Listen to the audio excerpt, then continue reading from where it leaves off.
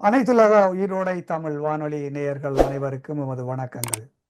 அனைத்துலக உயிரோடை தமிழ் வானொலி ஒலி ஒளி எழுத்து வடிவில் உங்கள் இல்லங்களின் முற்றங்களை வந்தடையும் ஒரு தேசிய ஊடகம்.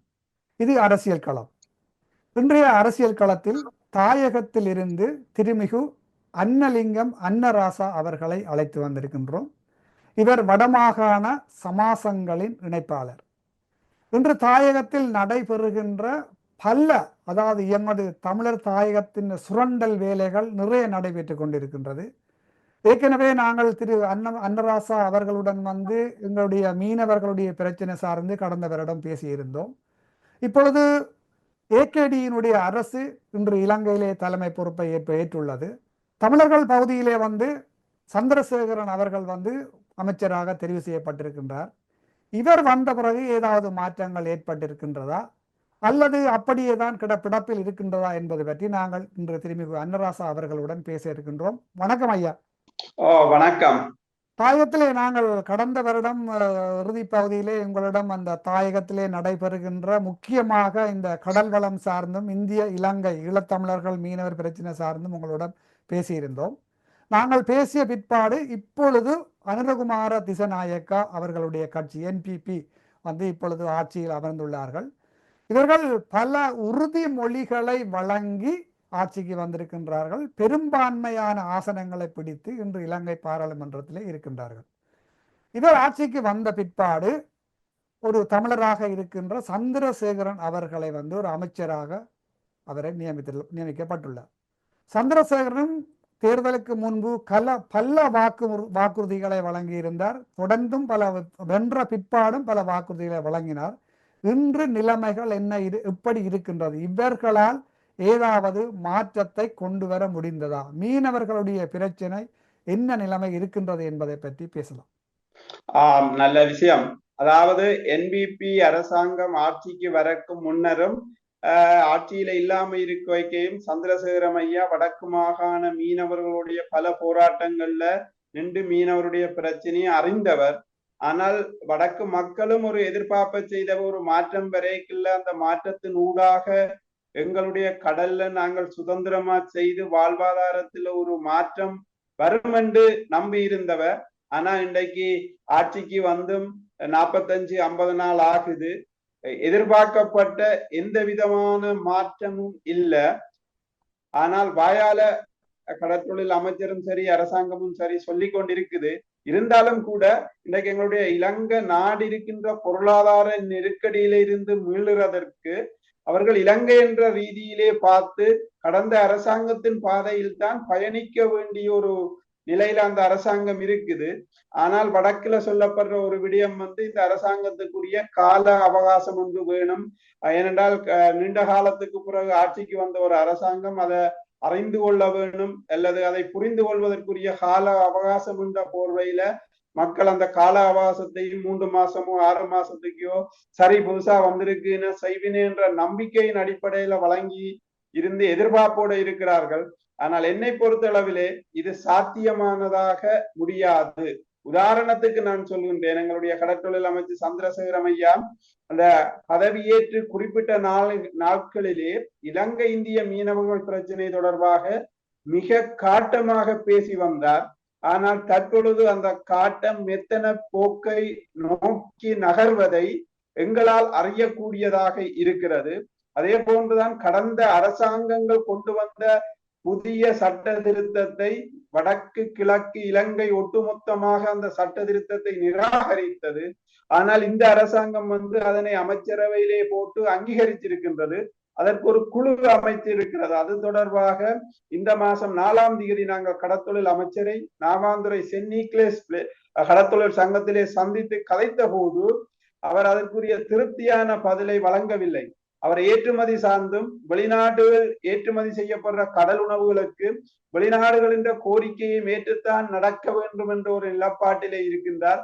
அப்ப ரணில் விக்ரமசிங்க அரசாங்கம் கொண்டு வந்த அனைத்து சட்டங்களையும் இந்த அரசாங்கம் பாராளுமன்றத்திலே கொண்டு நிறைவேற்றத்தான் போகின்றது. ஆனால் கடற்தொழிலாளருக்கு தீர்வு கிடைக்குமா என்ற சந்திரசேகரனை நீங்கள் நாவாந்துறையில் சந்திச்சு பேசியதா சொன்னீர்கள். என்ன பேசப்பட்டது என்பதை விளக்கமாக கூறுங்கள். கடற்தொழில் அமைச்சரை நாவாந்துறையில சந்தித்து கலந்துரையாடினாங்கள். அதிலே புதிய சட்ட திருத்தம் தொடர்பாக அமைச்சரவையிலே கொண்டு வரப்பட்டு அந்த சட்ட திருத்தம் வடக்கு கடற்தொழிலாளர்களுக்கு பாதிப்பானதாக இருக்கும் என்று கூறிய போது அவர் ஒரு கருத்தை முன்வைத்திருக்கின்றார். இந்த கடல் உணவுகள் வெளிநாடுகளுக்கு ஏற்றுமதி செய்வதனால் வெளிநாட்டு அந்த ஏற்றுமதியாளர்களின் கருத்தை கேட்டும் அந்த சட்டங்களை கொண்டு வர வேண்டிய தேவை இருக்கின்றது என்று. அவருடைய கருத்து என்னென்றால், இலங்கை என்ற நாட்டுக்கு எப்படி தங்களோட அரசாங்கத்தை கொண்டு போறதுக்கு எப்படி வளங்களை வித்தாலும் பரவாயில்லை, இனத்தை அழிச்சாலும் பரவாயில்லை என்றதுல குறிக்கோளா இருக்கிறார். ஆனா கடந்த காலங்கள்ல பலமாக இந்த சட்ட திருத்தத்தை எதிர்த்தவர் எங்களோடு இருந்த இந்த கடற்தொழில் அமைச்சர். ஆனால் இன்றைக்கு இருக்கிற சூழ்நிலையில இந்த அரசாங்கம் இந்த எங்களுடைய பிரச்சனைகளை தீர்க்குமா என்று சொன்னால் அது மிகப்பெரிய கேள்விக்குறியான ஒரு விடயமாகத்தான் இருக்கின்றது. உதாரணத்திற்கு இந்த அரசாங்கங்கள செயல்பாடு வெளியிலே ஒன்றை சொல்லுறதும் உள்ளால இன்னும் ஒன்றை நடைமுறைப்படுத்துமா தான் இருக்கின்றது. அப்ப நாங்கள் எங்களுடைய யாழ்ப்பாண புத்திஜீவிகள் என்ற ஆலோசனையின் பேரிலேதான் சரி, புதிதாக வந்த ஒரு அரசாங்கம் 3 மாசம் அல்லது 6 மாசம் அந்த விடயங்களை கற்றுக்கொள்ள வேண்டும் என்பதற்காக நாங்கள் மௌனமாக இந்த நம்பிக்கையில தேர்தலுக்கு முன் இருந்தோமோ அதை நோக்கி எதிர்பார்த்து இருக்கின்றோம். ஆனால் இன்று நடக்கின்ற நடைமுறை நாட்டிலே எதுவுமே எங்களுக்கு சாத்தியம் இல்லாத ஒரு சூழ்நிலைதான் இந்த அரசாங்கமும் செய்ய போகின்றது என்பதையும், கடந்த அரசாங்கங்களை விட மிகப்பெரிய நெருக்கடிகளை இந்த அரசாங்கத்தில் நாங்கள் எதிர்கொள்வோம் என்ற ஒரு மனநிலை எங்களுக்கு தென்படுகிறது. ஏனென்று கேட்டால் நிலைமைகள் அப்படித்தான் இருக்கின்றது. இன்றைக்கு 50-48 நாளாகின்றது அமைச்சு, அதாவது அரசாங்கம் பொறுப்பேற்கப்பட்டு பாராளுமன்றம் பொறுப்பேற்கப்பட்டும் இன்னும் கற்றுக்கொள்ளவில்லை என்றால் இவர்கள் கற்றுக்கொள்வதற்குரிய காலங்கள் அல்லது நடைமுறைக்கு கொண்டு வருவதற்கு இடையிலே எங்களுடைய வளங்கள் அல்லது எங்களுடைய வாழ்வாதாரங்கள் அழிக்கப்பட்டு சுரண்டப்பட்டு விடுகிறது. இந்த அரசாங்கம் செய்யுமா என்றால் இன்றைய நிலையிலே கேள்விக்குறியாகத்தான் இருக்கின்றது. நாடு பொருளாதார நெருக்கடியில இருந்து பழைய அரசாங்கங்கள் கொண்டு வந்தது தான் இந்த அரசாங்கமும் முன்கொண்டு போகின்றது என்ற நிலப்பாட்டில தான் இருக்கின்றது. ஏனென்று கேட்டால் அதாவது அந்நிய செலாவணி வர வேணும் அல்லது டொலர்ஸ் வர வேணும். இந்த அரசாங்கத்தை கொண்டு நடத்துவதே இவர்களுக்கு சவாலான ஒரு விடயமாக இருக்கிறது. வெளியில இருந்து கதைக்கும் போது இலகுவாக குற்றச்சாட்டுக்களை முன்வைக்க முடியும். ஆனால் அந்த கதிரையிலே அமர்ந்திருந்த போதுதான் அந்த தாற்பயத்தை இன்றைய அரசாங்கம் உணர்கின்றது. ஆனால் அந்த தாற்பயத்தால் மக்களை கைவிட்டு செல்லும் நிலை உருவாக்கப்படுகிறது என்பதை நாங்கள் தெளிவாக சொல்கின்றோம்.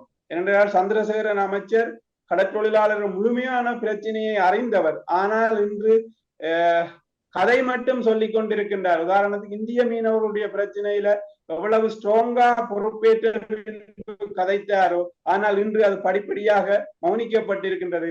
இன்றும் எங்களுடைய இந்திய மீனவர்கள் வந்து எங்களுடைய வளத்தையும் வாழ்வாதாரத்தையும் அழித்து கொண்டு செல்கின்றார்கள்.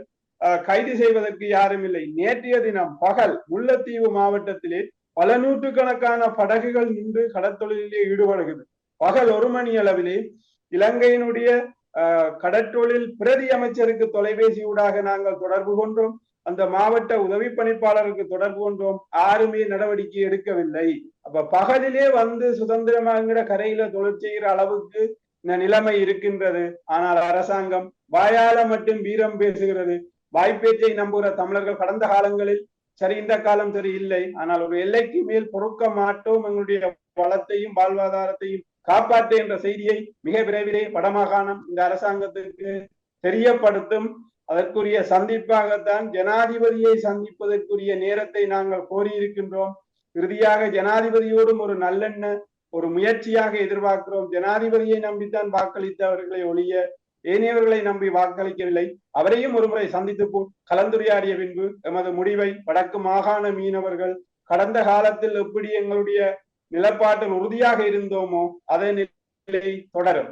இல்ல இப்ப நாங்கள் இத வடிவாக உன்னித்து புலத்திலிருந்து கவனிக்கக்கூடியதாக இருக்கின்றது என்னன்னு சொன்னால், இப்ப அனுரகுமார திசநாயக்கவினுடைய அரசு அவர்கள் தேர்தலுக்கு முன்பு கொடுத்த வாக்குறுதிகள் இன்று வரை சரியான முறையில் நடைமுறைப்படுத்தப்படவில்லை என்பது வந்து தெளிவாக தெரிகின்றது. இதில் ஒரு கேள்வி என்னன்னு சொன்னால், இந்த இவருடைய கட்சிக்கு வாக்களித்த மக்களுக்கு இவர்களுடைய கபட நாடகம் புரிகின்றதா என்ற ஒரு பெரிய கேள்வி எழும்புகின்றது. உங்களுடைய கருத்து சொல்லுங்கள். இந்த மக்களுக்கு இது விளங்குதா?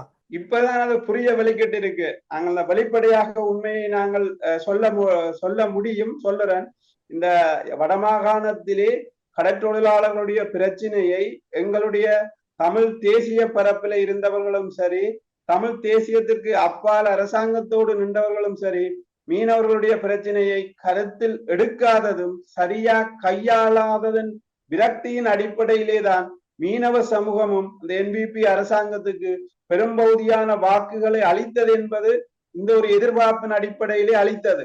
அதை நாங்கள் ஒரு காலம் மறக்கவும் முடியாது, அல்லது இல்லை என்றும் சொல்ல முடியாது. குறிப்பிட்ட பிரதேசங்களிலே என்பிபிக்கு தான் வாக்களித்தார்கள். ஆனால் இன்று அந்த நம்பிக்கை கூட அங்கேயும் இதுதான் நிலை என்றதை இன்று மீனவ சமூகம் உணர்ந்து கொண்டிருக்கிறது. என்றால் இன்னைக்கு 48 50 நாள் ஆகின்றன. எந்தவித ஒரு மாற்றத்தையுமே கடலிலும் சரி தரையிலும் சரி உருவாக்கப்படவில்லை. அப்ப எங்களுடைய எதிர்பார்ப்பு ஒரு வாரத்துக்குள் 10 நாளைக்கு வந்த அரசாங்கம் செய்யும் என்றால் இன்று வரைக்கும் செய்யவில்லை என்றால் கடந்த காலங்கள்ல எப்படி எங்கட கடல்ல சட்டவிரோதமும் அத்துமீறல்களும் நடந்ததோ அதை விட அதிகமாக நடக்கின்றது இப்போது என்றால் இந்த அரசாங்கமும் எங்களை கைவிட்டுத்தான் செல்கின்றது என்ற நிலப்பாடு தெளிவாக இருக்கிறது.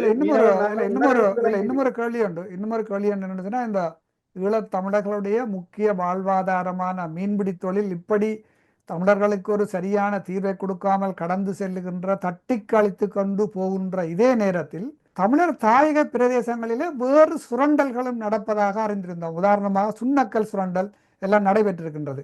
அது சம்பந்தமாக எங்களுடைய அரசியல் கட்சிகள் அரசியல்வாதிகள் இது சம்பந்தமாக நடவடிக்கை எடுத்தார்களா? இந்த சுண்ணக்கல் சுரண்டும் பொழுது எங்கேயாவது ஒரு இடத்திலே துணைக்களங்களின் ஊடாக இருப்பவர்கள் வந்து சேர்ந்து இந்த தமிழர்களுடைய வளங்களை சுரண்டுகிறார்களா என்பதை பற்றி நாங்கள் அறிந்தோம். அது பற்றி உங்களுடைய கருத்தையும் கூறுங்கள். இந்த வள சுரண்டல் என்பது வடக்கு மாகாணத்திலே திட்டமிட்டு நிகழ்ச்சி நிரலிலே அது முன்கொண்டு போகப்படுகிறது. அது சுண்ணக்கல் அகழ்வாக இருந்தாலும் சரி, எங்களுடைய தமிழ் கடலாக இருந்தாலும் சரி, கடலை விட்டு கடத்தொழிலாளர்களை அந்நியப்படுத்தி பல்தேசிய கம்பெனிகளுக்கு முதலீடு என்ற போர்வையிலே எப்படி முறையற்ற விதத்திலே இந்த கடல் காணியை வழங்குகின்றார்களோ அதே போன்றுதான் இந்த சுண்ணக்கல் விவகாரம் ஒன்று கடந்த வருட இறுதி முற்பகுதியிலே ஊடகங்கள் ஊடாக நாங்களும் அறிந்திருக்கின்றோம். இந்த சுண்ணக்கல் வந்து புவி சரித்திரியவியல் என்ற ஒரு சுற்று நிரூபத்தின் அடிப்படையிலே சுண்ணக்கல்வு அகலப்படுகிறது என்ற ஒரு சட்ட நிரூபத்தை வைத்துக் கொண்டு அந்த உரிய விதிமுறை பெறாமல் சுற்று நிரூபத்தை சரியாக சகல பிரதேச செயலகங்களும் அரசு திணைக்களங்களும் தங்களுடைய இருப்பையும் தாங்கள் சுண்ணக்கல் சம்பந்தமாக நீண்ட காலமாக இந்த சுண்ணக்கல் வந்து அந்த பிரதேசங்கள்ல அகலப்பட்டு கொண்டிருக்கின்றது. இந்த பல்தேசிய கம்பெனிகள் வந்து வடக்குல முதலீடு செய்ய வரும்போது கடந்த காலங்கள்ல நேரடியாக வரும்போது மக்களுக்கு அது தெரியப்பட்டது, மக்கள் அதை எதிர்த்தார்கள். தற்பொழுது பினாமிகளுடைய பேரிலே முதலாளி வர்க்கத்தோடு இணைந்து வரும் பொழுது அது எங்களுக்கு சவாலாக இருக்கின்றது. அந்த சுண்ணக்கல் விடயம் தொடர்பாக சொல்லப்படுகிறது, அந்த பிரதேச செயலகங்களும் சரி திணைக்களங்களும் சரி சுற்று நிரூபங்களை சரியாக வைத்திருக்கின்றார்கள் தங்களை காப்பாற்றுவதற்கு. ஆனால் களத்துல நடப்பது வேறையாக இருக்கிறது. 2 அடிக்கு மேல் சுண்ணக்கல்வு அகலக்கூடாது என்று அந்த சுற்று நிரூபத்திலும் அந்த அனுமதியிலும் கொடுக்கிறார்கள். அங்க 6 அடி 7 அடிக்கு மேல் அகலப்படுகிறது. இதை போய் அந்த அதிகாரிகள் கண்காணிக்கிறதும் இல்லை, பார்க்கிறதும் இல்லை. இது மிகப்பெரிய எங்களுடைய சுண்ணாம்பு பாறைகள் இருக்கின்ற எங்களுடைய யாழ் மாவட்டத்திலே இதுகள் அழிக்கப்படும் போது நீருக்காக போராட வேண்டிய ஒரு துர்ப்பாக்கிய நிலைக்கு தள்ளப்படுகிறது. ஆனால் இதற்கு எங்களுடைய சட்டத்தரணிகள் இந்த நிலைமை பேப்பர்ல மட்டும் வேலையை பார்க்கிறார்கள். அந்த சமூகத்தில இருந்த அந்த பிரதேசத்துல நடந்த இடத்தை போய் பார்க்கிறார்கள் இல்ல. அங்க கள நிலைமை வேறையாக இருக்கின்றது. ஆனால் எங்களுடைய தமிழ் பாராளுமன்ற உறுப்பினர்களும் கடந்த காலத்தில் இருந்தவர்கள் கூட இதை பற்றி சிந்திக்க கூட இல்லை, பார்ப்பது கூட இல்லை. ஆனால் சரியோ பிழையோ என்பிபி கட்சியை சேர்ந்த ஒரு ஆள் இன்றைக்கு அதை பார்த்ததால மக்கள் தெளிவடைந்திருக்கிறார்கள். அந்த பிரதேசங்கள் விழிப்படைந்திருக்கின்றது. பல சுரண்டல்கள் மறைமுக பினாமி பேரிலே வடக்கிலே நடைபெறுகிறது என்பதை வெளிக்கொண்டு வந்திருக்கின்றார்கள். அதற்கு பல காரணங்களை எங்களுடைய தமிழ் சட்டத்தரணிகள் முதலாளி வர்க்கத்திற்கும் பினாமிக்கும் ஆதரவாக செயல்பட்டாலும் கூட, ஆனால் களத்து நிலைமையும் சுற்றும் சட்டங்களுக்கும் வித்தியாசம் இருக்கின்றது. மிகப்பெரிய பின்னடைவு இந்த சுண்ணக்கல் அகழ்வினால் எங்களுடைய பிரதேசங்கள் பாதிக்கப்படுகிறது. சாட்டுக்கு சொல்வார்கள், சிறு தொழிலாளர் என்ற கல்லத்தான் எடுத்து நாங்கள் ஏற்றுறோம் என்று சட்டத்தின் அடிப்படைக்கு அல்லது அந்த அதிகாரிகள் தங்களுடைய கஜனாக்களை நிரப்புவதற்கு முதலாளி வர்க்கத்தை நாடிக்கொண்டு எங்களுடைய நிலத்தை அளிக்கின்ற ஒரு செயல்பாடுதான் இந்த சுண்ணக்கல் அகழ்வு. அதே போன்றுதான் வடக்கு மாகாணத்திலே இந்த கடலும் முறையற்ற விதத்திலே கடல் காணிகளை பல்தேசிய கம்பெனிகளுக்கு பினாமி பேரிலே வழங்கி கடலை விட்டு கடற்தொழிலாளர்களை அந்நியப்படுத்துகிற ஒரு செயல்பாட்டை யாழ்ப்பாணத்திலே இருக்கின்ற ஒரு சில பிரதேச செயலகங்கள் திட்டமிட்டு செய்கின்றார்கள். அவர்கள் முதலாளி வர்க்கம் அல்லது பினாமி பேரிலே, உதாரணத்துக்கு சீனா போன்ற நாடுகள் காசை கொண்டு வந்து முதலாளி வர்க்கத்திற்கு கொடுத்து, அந்த முதலாளி வர்க்கம் எங்கட இனத்தை சேர்ந்தவர்கள் அதிலே முதலீடு செய்து அந்த நாடுகளுக்குரிய இதை ஏற்றுமதி செய்கின்றார்கள். ஆனால் அரசாங்கத்துக்கு தெரியும் முதலீடு என்று, அதிகாரிகளுக்கு தெரியும் இது பிழையா நடக்குது என்றும், ஆனால் அவர்களால செய்ய முடியாத ஒரு சூழ்நிலையில இருக்குது. இப்ப உதாரணத்துக்கு தீபக பிரதேசம் வேலணையிலே கடல் அட்டை பண்ணைக்கு காணி வழங்குவதிலே பல முறைகேடுகள் நடைபெற்றிருக்கிறது. இதை கேட்பது யார்? எங்களுடைய பாராளுமன்ற உறுப்பினர்கள் இதை பற்றி கேட்கிறார்களும் இல்ல, பார்க்கிறார்களும் இல்ல. வடக்கில 15 வருஷத்துக்கு மேல பாராளுமன்ற கதிரையை அலங்கரிக்கின்றார்கள். மக்களுடைய இருப்பிடம், மக்களுடைய வாழ்வாதாரம் அல்லது அவர்களுடைய தொழில் முறையை பற்றி சிந்திக்கிறார்கள் இல்லை. அதிலே குறிப்பாக நாங்களும் சரி நீங்களும் சரி, தேசியம் என்ற உணர்வு எங்களுக்கும் இருக்கு, உங்களுக்கும் இருக்கு. நாங்கள் அடைய வேண்டிய இலக்கும் தேசியமாக இருக்கின்றது. ஆனால் தேசியத்தை பற்றி வெறுமனவே கதைத்தால் மட்டும் பாராளுமன்ற உறுப்பினருடைய கடமை முடித்தது என்றால் இல்லை. மக்கள், அதாவது எங்களுக்கு பலமான கடல் இருக்கு, கடலிலே ஆதிக்கம் செய்த ஒரு சமூகம் நாங்கள். பாய்க்கப்பலிலே வெளிநாடுகளுக்கு சென்ற சமூகம் இன்று அந்த கடலிலே இன்னும் ஒரு நாட்டவன் தனக்கு தேவையான உணவை தயாரிப்பதற்கு பினாமி முறையிலே, முறையற்ற விதத்திலே, சட்டவிரோதமாக வந்து தொழிலிலே ஈடுபடுகின்றான். இதை ஏன் கேட்க தகுதி இல்லாத பாராளுமன்ற உறுப்பினர்கள் 6 பேரும் யாழ்ப்பாணத்தில் இருக்கிறார்கள். இவர்கள் மக்களுக்கு தேசியம் என்று, தேசியத்தை நாங்கள் பெறும்போது எங்களுடைய வளமும் இருக்காது, கடலும் இருக்காது, எங்களுடைய வளங்களும் வாழ்வாதாரம் அளிக்கப்பட்ட பிறகு தேசியத்தை பற்றி நாங்கள் என்ன செய்ய போகின்றோம்? ஏன் இந்த இளங்குமரன் போன்று தமிழ் தேசிய பரப்பிலே இருக்கின்ற கஜேந்திரகுமார் பொன்னம்பலமாக இருக்கலாம், சிவஞானம் ஸ்ரீதரனாக இருக்கலாம், கடந்த காலத்தில் இருந்த ஏனையவர்களும் மக்களுடைய வாழ்வாதாரத்திலே இறங்கியவர்கள் பார்க்கிறார்கள் இல்லை. அப்ப வெறுமனவே தேசியத்தை பேசிக்கொண்டு எங்களுடைய இருப்பை இவர்களும் அரசாங்கத்தோடு சேர்ந்து அளிக்கின்றார்களா என்ற ஒரு கேள்வி எழுகிறது. குறுக்கிட்ட ஒரு சின்ன ஒரு கேள்வி ஒன்று. இது ஒரு முக்கியமான ஒரு விடயம் என்னன்னு சொன்னால், மக்களால் தெரிவு செய்யப்பட்டவர்கள் மக்களுடைய நலன் சார்ந்து அவர் செயற்படவில்லை என்று சொன்னால், செயல்திறன் அற்றவர்களாக இருந்தால், இவர்களுக்கு வாக்களித்த மக்கள் திரண்டெழுந்து இவர்களிடம் கேள்வி கேட்க வேண்டும் அல்ல? அதே நடைபெறவில்லை என்று தாயகத்தில்.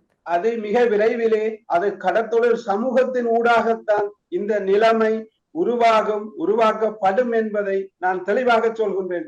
ஏனென்று கேட்டால், இப்ப கடந்த காலங்கள்ல நாங்கள் என்னதான் பெற்றாலும் எங்களுடைய தேசியம், தாயகம் என்றதை பெற்றுக்கொள்ள வேண்டும் என்பதற்காக கண்ணை மூடிக்கொண்டு வாக்களித்த சமூகம். ஆனால் இன்று அந்த கண்ணை திறந்து வாக்களிக்கிற நிலையை இந்த என்பிபி அரசாங்கத்தின் காலத்துல இந்த தமிழ் கட்சிகள் புரிந்து கொள்ள வேண்டும். மக்கள் தேசியம் வேணும், தாயகத்துக்கு என்று வாக்களித்து நீங்கள் தேசியத்தையும் பெறதாக இல்லை, எங்களுடைய இருப்பையும் காப்பாற்றுவதாக இல்லை. ஒரு தேசியம் பெற வேணும் என்றால் எங்களுக்கு நிலம் வேணும், கடல் வேணும், காணி வேணும். இதே எல்லாத்தையும் உள்ளால இழந்து கொண்டு நீங்கள் தேசியம் பேசிக்கொண்டு பாராளுமன்றத்தில் போய் கத்தி என்னத்தை சாதிக்க போகிறீர்கள்? நீங்கள் பாராளுமன்றத்தில் கத்துவதை விட எங்களுடைய கரையோரங்களும் சரி, சுண்ணக்கல்லும் சரி, இது போன்ற வள சுரண்டல்களை நிறுத்தி எங்களோட வளத்தை எங்களுடைய மக்கள் ஆண்டு அனுபவிக்கக்கூடிய நிலையை இவை உருவாக்கும் பொழுது எங்கட கையில் அந்த பொருளாதாரம் கையொங்கும். ஆனால் தேசியம் என்று பேசிக்கொண்டு இவர்கள் அதையெல்லாம் கடந்து தேசியம்தான் தங்களுக்கு தந்த கடமையாக அதிலும் குறிப்பாக நான் மன்னிக்கவும் மாறாது, நான் பிள்ளையா கதைச்சா எங்களுடைய புலம்பெயர் நாட்டில் இருக்கிறார்கள் எங்களுடைய தேசியத்தை அளப்பெரிதாக உருவாக்க வேண்டும் என்று தங்களை அர்ப்பணித்து செயல்பட்டு கொண்டிருக்கின்றார்கள். அவர்கள் அளவுக்கு மிஞ்சிய காசுகளை குலத்தில இருக்கிறவர்களை நம்பி அனுப்புவதனால் அவர்கள் அந்த காசுக்கும் அந்த செயல்பாட்டுக்கும் உறுதுணையா நிற்கிறார்களே ஒழிய எங்களுடைய நிலத்தையும் வளத்தையும் இருப்பையும் தக்க வைத்து எங்களுடைய மக்களுடைய வாழ்வாதாரத்தை கட்டி எழுப்புவதற்கு தயாரில்லாத சூழ்நிலை இருக்கின்றது. புலம்பெயர் மக்கள் நிதி உதவி செய்யத்தான் வேணும். புலம்பெயர் மக்களுடைய நிதி உதவி இல்லாமல் இன்று வடகிழக்கு வாழ்வது என்பது மிக சவாலான விஷயம். ஆனால் அதை எங்களுடைய இருப்பும் எங்களுடைய வளமும் பாதுகாத்து அதனூடாக தேசியத்தை அடையக்கூடிய நிலையை உருவாக்க வேண்டும். வெறுமனவே தேசியம் என்று பேசும்போது இந்த சுண்ணக்கல் அகழ்வு சரி, எங்களுடைய கடலும் சரி, அல்லது திட்டமிட்ட புத்த விகாரைகள் அமைக்கும் போது ஒரே ஒரு கட்சியான அந்த புத்த விகாரைக்கு எதிராக தையிட்டியிலே அமைத்ததுக்கு எதிராக போராடுகிறது ஒரு தனியார் காணியிலே அது அமைக்கப்பட்டது என்று. மற்ற பாராளுமன்ற உறுப்பினர்களுக்கு இது பொறுப்பு இல்லையா? இது கேள்வி இல்லையா? உதாரணத்துக்கு எங்களுடைய நாகதீபு நாகவிகாராதிபதி கேட்கின்றார், புத்த மக்கள் வாழாத இடத்தில் எதற்கு புத்த விகாரை? அப்ப இதே என்கிற பாராளுமன்ற உறுப்பினர் ஒருவரை தவிர மற்றவர்கள் பேசுகிறார்கள் இல்லை. அப்ப நாங்கள் தேசியம் பெறும்போது புத்தனுக்கு அடிமையாக எங்களுடைய தேசியத்தை வைத்திருப்பது, புத்தபிரானுக்கு அடிமையாக எங்களுடைய தேசியத்தை வைத்திருப்பது. நாங்கள் இளமையுள்ள வடக்கு கிழக்கு நீங்களும் அந்த பலனை அனுபவித்திருப்பீர்கள். எங்களுடைய யுத்த காலத்திலே கடல் என்பது அப்ப இந்த பல்தேசிய நாடுகள் எங்களுடைய கடலையும் நிலத்தையும் எங்களுடைய வளத்தையும் சுரண்டும் போது எங்களுடைய பாராளுமன்ற உறுப்பினர்கள் ஏன் மௌனம் காக்கின்றார்கள்? நான் கேட்கின்றேன், இந்த கடற்தொழிலாளர்களுடைய பிரச்சனையிலே மிகப்பெரிய வளம் எங்களுடைய கடலிலே இருக்கின்றது. அந்த வளத்தை சீனாவில தொடங்கி இந்தியா வரையும் கண்வைக்கப்பட்டிருக்கின்றது. இதை எதிர்த்து அந்த மக்களோடு நின்று இதுக்கு தீர்வு பெற ஏன் ஒரு பாராளுமன்ற உறுப்பினரும் பின்னிக்கின்றார்கள்? புதிதாக பதவியேற்றவர்களும் சரி, இப்ப தற்பொழுது பதவியேற்றிருக்கின்ற சிவஞானம் ஸ்ரீதரனாக இருந்தாலும் சரி, கஜேந்திரகுமார் பொன்னம்பலமாக இருந்தாலும் சரி, தேசிய பிரச்சனையிலே செலுத்துகிற கவனம் எங்களுடைய இருப்பை தக்க வைப்பதில் ஏன் செலுத்தவில்லை? இல்ல இதான் நான் இதுக்கு சரியான தீர்வு இந்த மக்களின் வாக்கு பெற்று பாராளுமன்றம் சேர்ந்தவர்கள் மக்களுக்காக செயற்படவில்லை என்றால் இவர்களுக்கு பாடம் புகட்ட வேண்டியது மக்கள். அடுத்த இன்னும் ஒரு சமகாலத்தில் நடக்கின்ற இன்னும் ஒரு விடயத்தை நான் உங்கள்கிட்ட கேட்கலாம் என்று உத்தேசிக்கிறேன். இந்த அயலக தமிழர் விழா 2025 என்று சொல்லி இன்று தமிழகத்துக்கு ஒரு சில அரசியல்வாதிகள் சென்றிருக்கின்றார்கள். ஆங்காங்கே இந்த முகநூல்களிலேயும் சோசியல் மீடியாக்களிலேயும் படங்கள் எல்லாம் வந்து கொண்டிருக்கின்றது.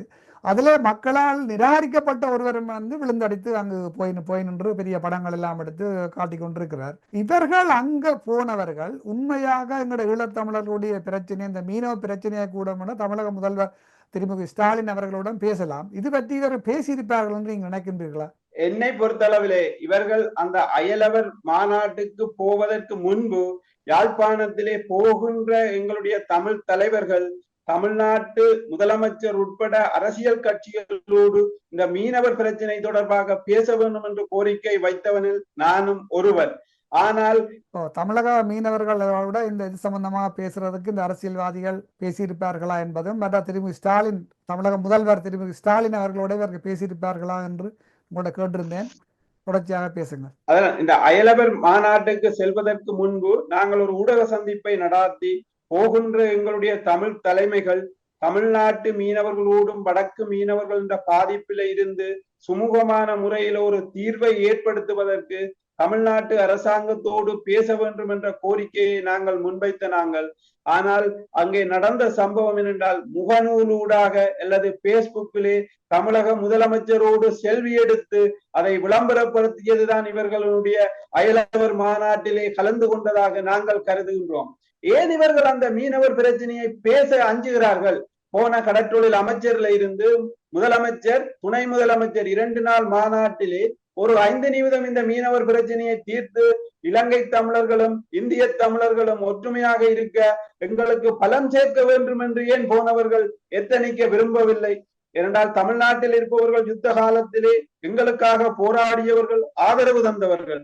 அந்த ஆதரவை இந்த நேரத்திலே கட்டி எழுப்பி எங்களுடைய தேசிய கோரிக்கையை வலுப்பெறுவதற்கு இந்த மீனவர் பிரச்சனை தடையாக இல்லாமல் அதை ஒரு சுமூகமாக தீர்க்க இவர்களையே அதாவது வாய் திறந்து இந்த மீனவர் பிரச்சனையை இந்தியாவில பேசவே அஞ்சுற அளவுக்கு இந்த மக்கள் பிரதிநிதிகள் என்று வாக்கு போட்ட எங்களுக்கு இவர்கள் செய்கிறது இதுதானா இல்ல எங்களுக்கு இது கவலை அளிக்கிற வேதனை அளிக்கிற ஒரு விஷயமாக இருக்கு.